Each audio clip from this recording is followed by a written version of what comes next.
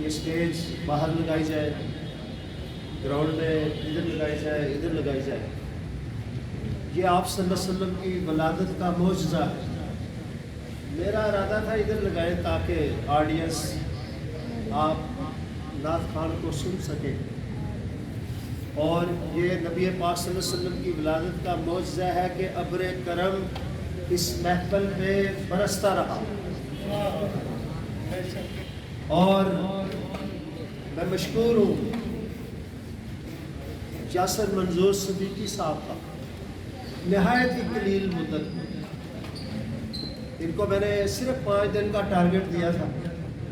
اور میں نے کہا تھا کہ آپ نے اپنے عزیز طلبہ کو زیادہ سے زیادہ اس روسٹر پر لینا ہے تاکہ وہ نبی پاک صلی اللہ علیہ وسلم کی شان اقدس میں گلہائے عقیدت پیش کریں۔ جزاک اللہ۔ یقین جانیے اس مختصر سی تعداد میں ایک کثیر تعداد کو انہوں نے مختصر وقت میں تیار کیا، اور سب نے بڑے خوبصورت الفاظ میں صحت کے ساتھ، الفاظ کی صحت کے ساتھ ہدیہ نعت پیش کیا ہے۔ اللہ تعالیٰ کی بارگاہ میں میری دعا ہے کہ اللہ قبول فرما آمین۔ اور منظور فرما۔ میرے ذہن میں سوال آیا کرتا تھا، اور میں نے ایک دن پوچھ لیا، سوال تھا کہ میں ان اللہ والملائکۃ یصلون علی النبی یا ایھا الذین آمنوا صلوا علیہ وسلم تسلیما، کہ اللہ اور اس کے فرشتے نبی پاک صلی اللہ علیہ وسلم پر درود بھیجتے ہیں، تو اے ایمان والو آپ بھی درود و سلام بھیجو۔ میرے ذہن میں سوال اٹھتا تھا کہ ہم تو درود دیتے ہیں، درود ابراہیم، ابھی یاسر صدیقی صاحب نے خوبصورت انداز میں ایک اور درود شریف کا انداز پیش کیا، آپ سب نے پیش کیا، اللہ کون سا درود شریف ہے؟ یہ مجھے واقعی علم نہیں تھا کہ وہ کون سے الفاظ ہیں، تاکہ ہم بھی وہی الفاظ ادا کریں جو اللہ فرشتوں کے جھرمٹ میں بیٹھ کے اپنے محبوب صلی اللہ علیہ وسلم پر درود کا نذرانہ پیش کرتا ہے۔ تو مفتی حضرات نے مجھے بتایا اللہ تعالیٰ یہ والا درود نہیں بھیجتا جو ہم نماز میں پڑھتے ہیں، درود ابراہیم۔ اللہ تعالیٰ نہ یہ سلام پیش کرتا ہے جو ہم پڑھتے ہیں، یا نبی السلام علیکہ یا رسول اللہ۔ تو پھر کون سا درود، کون سا سلام؟ تو تفاسیر بتاتی ہیں اور مفتی حضرات بتاتے ہیں کہ اللہ تعالیٰ اپنے فرشتوں کو مطلع کرتا ہے، اور ان میں نبی پاک صلی اللہ علیہ وسلم کی شان اقدس بیان کرتا ہے کہ میں نے اپنے محبوب کی زلفوں کو اس طرح پیدا کیا، میں نے اپنے نبی پاک صلی اللہ علیہ وسلم کے چہرے کو والضحیٰ کا چہرہ پیدا بنایا، میں نے واللیل کی زلفوں والا بنایا، میں نے یوں بنایا، تمام صفات بیان کرتا ہے۔ اور جس طرح قاری سعید صاحب نے کہا کہ پوری زمین کے اوپر جو درخت ہیں ان کو لے لیا جائے، ان کی کندیں بنا دی جائیں، اور سمندر سارے ساتوں سمندر سیاہی بن جائیں،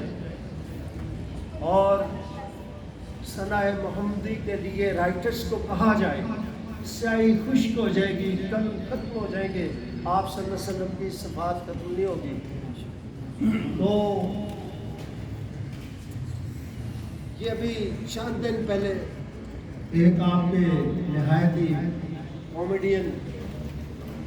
دنیا سے رخصت ہو گیا۔ میں بعض کا سوچتا تھا کہ یہ کامیڈین ایسے ہی لوگ ہوتے ہیں، لیکن یقین جانیں بڑے بڑے عاشق رسول، کوئی ان کا کال سنا رہا ہوں، وہ کہتے ہیں ہمسایوں میں، آپ جہاں رہتے ہیں ہمسایوں میں کوئی نہ کوئی تحفہ، کوئی نہ کوئی تبرک، کوئی نہ کوئی چیز بھیجتے رہا کریں جو آپ کو نہیں بھی چاہتے، آپ کو پسند نہیں کرتے، تو ہوتا ہے معاشرے میں۔ ایک دو ایسے بھی انسان ہوں گے آپ کو پسند نہیں کرتے، لیکن آپ جب جاری رکھیں گے، کچھ نہ کچھ بھیجنا جاری رکھیں گے، ایک دن ادھر سے بھی پلیٹ آ جائے گی چاولوں کی یا حلوے کی یا تحفے کی آئے گی۔ تو وہ کہتے ہیں نبی پاک صلی اللہ علیہ وسلم پر درود شریف بھیجتے رہا کرو۔ ایک دن جس دن نبی پاک صلی اللہ علیہ وسلم نے ہمارے اوپر سلام بھیج دیا وہ ہماری کامیابی کا دن ہوگا۔ تو مجھے امید ہے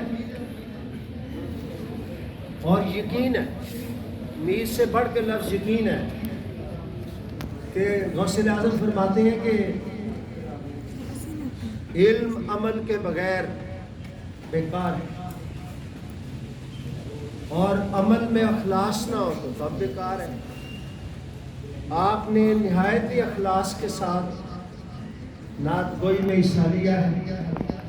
آپ نے نہایت ہی اخلاص کے ساتھ نبی پاک صلی اللہ علیہ وسلم پر درود شریف بھیجا ہے، یہ قبول ہو گیا ہے، منظور ہو گیا ہے، آپ کو میں مبارکباد دیتا ہوں، کیونکہ اللہ تعالیٰ کی بارگاہ میں یہ واحد ذکر ہے۔ قاری صاحب مجھے سیکنڈ کریں گے، یہ واحد ذکر ہے، ذکر مصطفیٰ، جو اللہ تعالیٰ کی بارگاہ میں کبھی ریجیکٹ نہیں ہوتا۔ اللہ تعالیٰ ہم سب کو توفیق دے کہ ہم اس طرح کی محافل جو ہے وہ ان کا انعقاد کرتے رہیں۔ یہاں میلاد شریف منانے کا ایک مقصد یہ بھی تھا، آج کی نوجوان نسل اگر ان سے پوچھوں میں نا آپ کا favourite hero, favourite writer, favourite author, favourite singer, 1 minute کے اندر مجھے بتائیں گے کہ جی فلاں ہے، جی میرا سنگر وہ ہے، جی فیورٹ میرا رائٹر وہ ہے۔ لیکن مجھے افسوس کے ساتھ کہنا پڑتا ہے، کائنات کی اللہ تعالیٰ کے بعد، جس طرح شروع میں کہا گیا، بعد از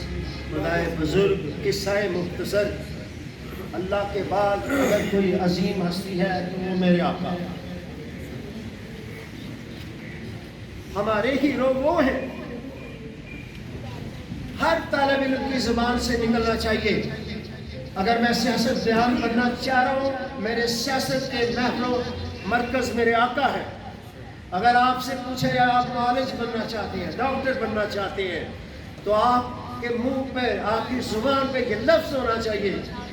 میری ڈاکٹری میں، میرے معالج پن میں بھی میرے آقا ہی میرے رہنما ہیں۔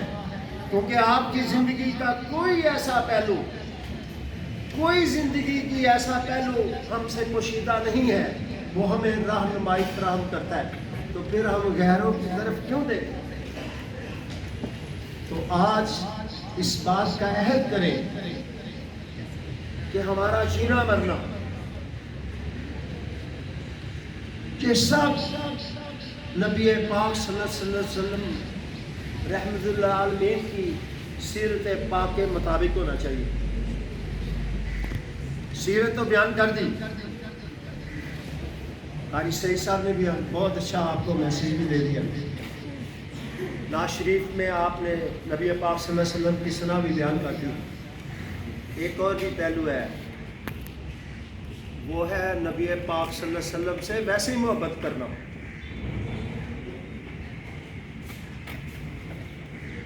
ایک صحابی بارگاہ رسالت میں حاضر ہوئے،